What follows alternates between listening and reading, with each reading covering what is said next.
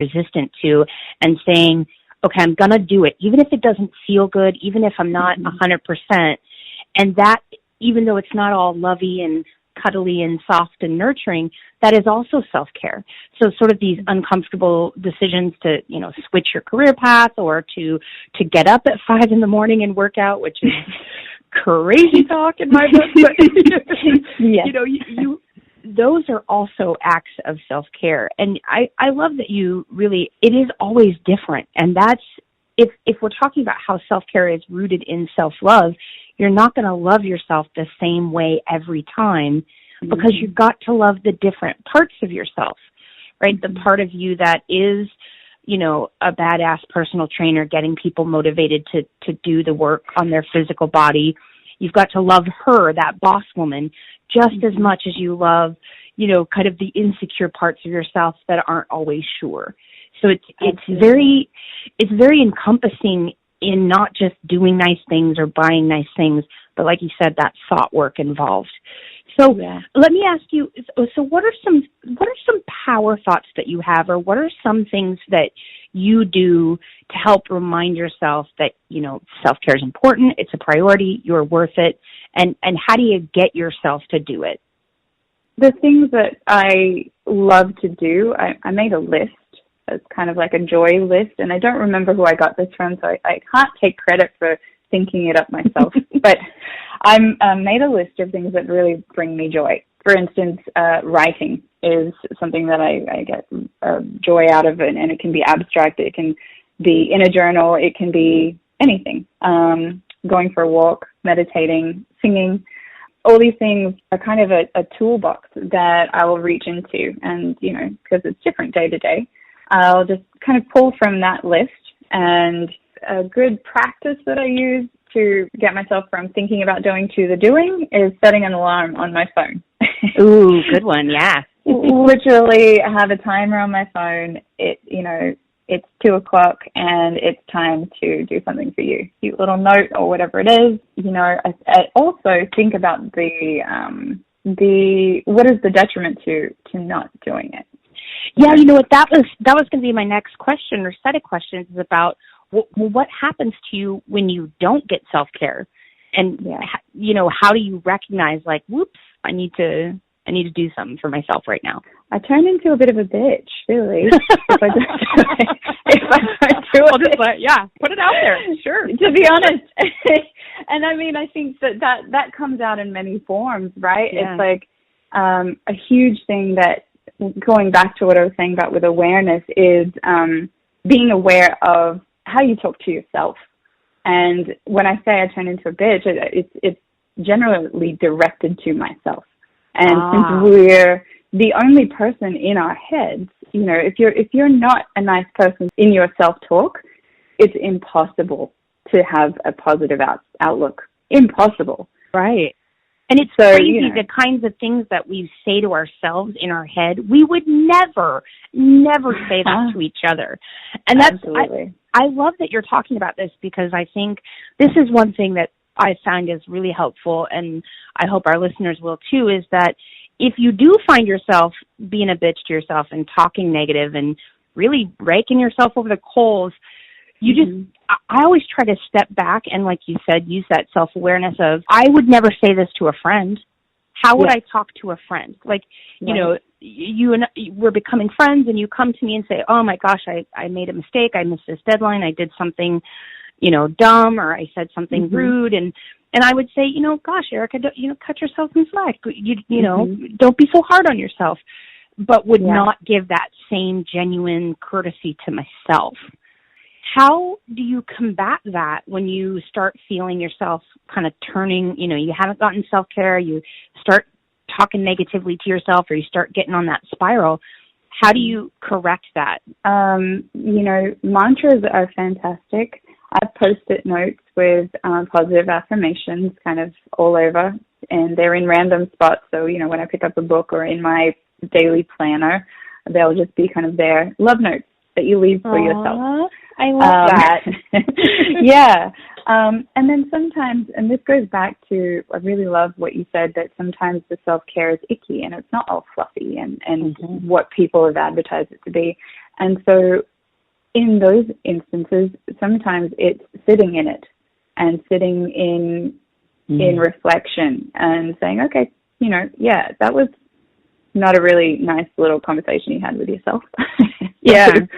So instead of then saying I failed at being nice to myself, just being aware that it happened. And I think that itself is such a huge celebration, because this rhetoric that goes on in our heads is so under the surface that once you are even aware that you've said that to yourself, I think it's a massive congratulations to say, okay, I saw that and I realized that also does not serve me. How can I replace it?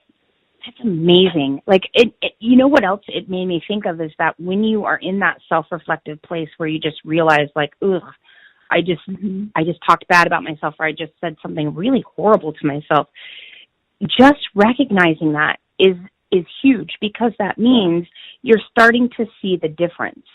And then I love that you're talking about, so the next step once you see that difference is then replacing that.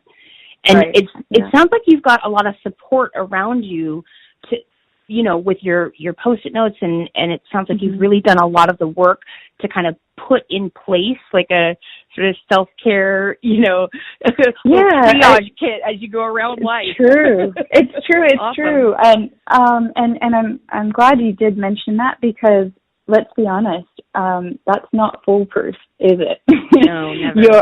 your own like self imposed toolkit and all these little mini weapons that you put, it's not foolproof. So I'm not going to lie, I will reach out to friends, and I've got an arrangement with my best mate, and call, even though the time zone is a little difficult because she's in Australia, we'll send a message to each other and say, hey, I need a pep talk. And that's literally it. And whether we can call or text back, it will literally be like a little barrage of the things that they see in us, or they see in me, that I very clearly am not seeing in that moment.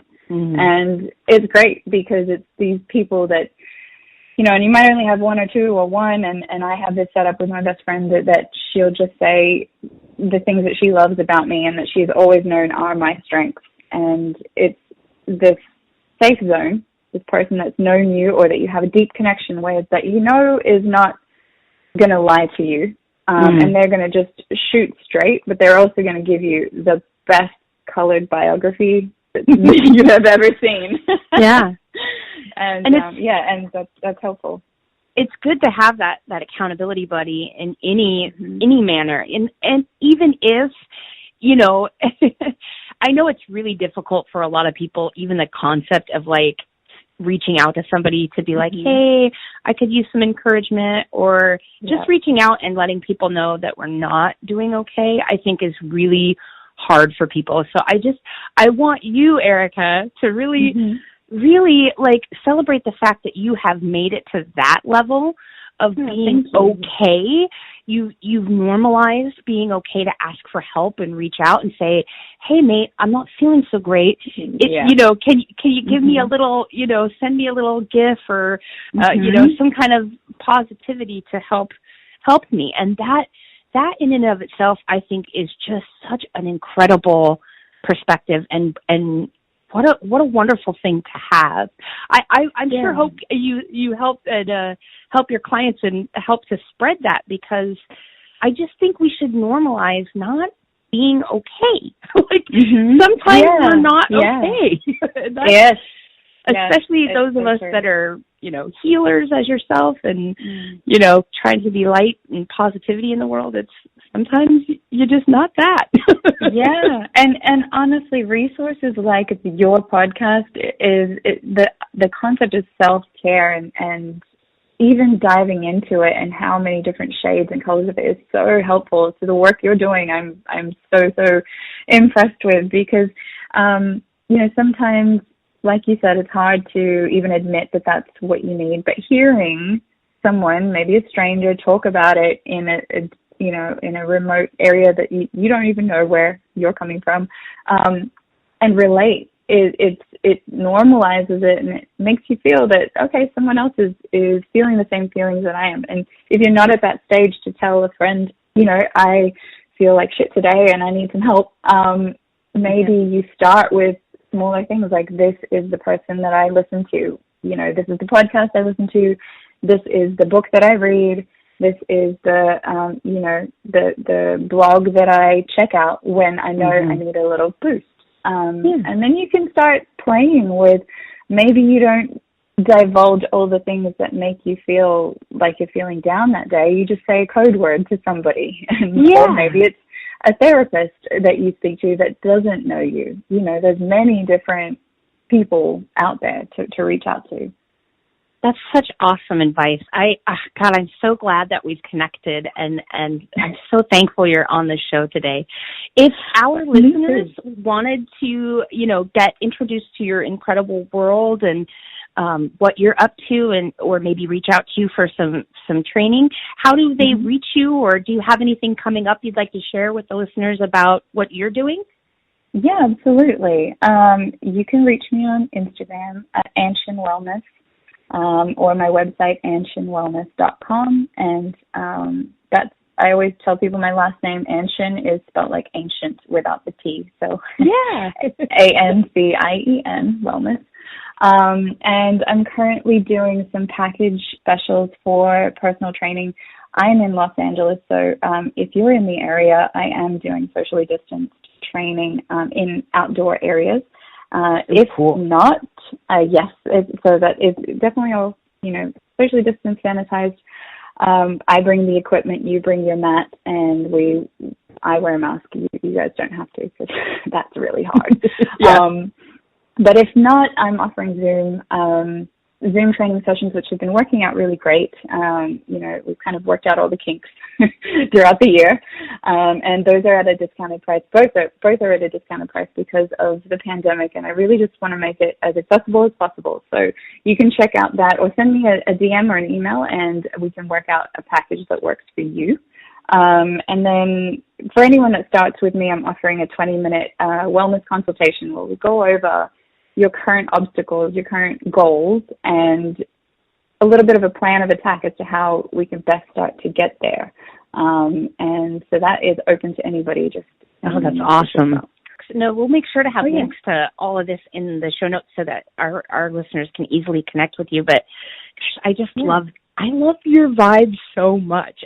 Ditto. I would love to say the same. And I want to tell anyone that's listening that Chris and I actually connected over a hashtag, which is really freaking cool, because I never would have imagined that, you know, someone, I used to live in Portland, so that's really cool. Hopefully we'll get to meet in person. But when you have, I guess, less barriers to possibilities, you know, connecting over a hashtag that was in one of my posts led me to finding Chris's podcast and just being in awe of what another woman is doing for their community. So don't be afraid to connect. It's a really cool thing that we have. It is. And I'm thrilled. And you're right. We're both open to the possibility that, you know, there's connection to be made, even not, you know, if we can't do this sort of traditional go out to brunch or meet through friends or, you know what I mean? Like, it's that connection and that community is still available. And this pandemic has probably made that, you know, those of us that are a little more creative, like it's a little more accessible now, and things don't seem so far away as in the beginning days. But Erika, I want to thank you so much for being on the show. I really appreciate all your incredible ideas, and we will definitely have links so that our listeners can get connected with you. Awesome. And trust, I will be an avid listener. I am so excited to continue our connection. Awesome. Thank you so much for being on this show. There you have it, friends. I hope you picked up some great tips, tricks, and hacks on how you too can make self-care the priority. This gal was a great energy. She is so positive. I hope that you'll hit her up and follow her on Instagram. Her handle is Ancient Wellness. That's ANCIENWELLNESS. And she is the founder of an incredible organization that you'll want to be a part of. And as I've said before, there is such a value to getting coaching, to getting encouragement, and to finding what works for you. You are worth